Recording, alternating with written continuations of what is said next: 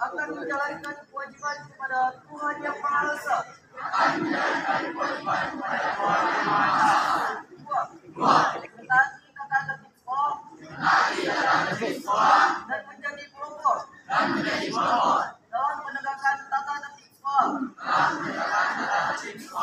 Tiga, menjunjung tinggi nama alma mater SMA Negeri 1 Sigli dengan prestasi dan akhlakul karimah. Empat, melaksanakan anggaran dasar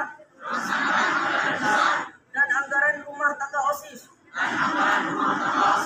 serta garis besar program kerja OSIS dengan disiplin dan penuh tanggung jawab. Lima, menjadi teladan bagi siswa-siswi SMA Negeri 1 Sigli baik dalam sikap, perkataan, dan perbuatan. Enam, rela meluangkan waktu, pikiran dan tenaga untuk kepentingan OSIS SMA Negeri 1 Sigli. 7,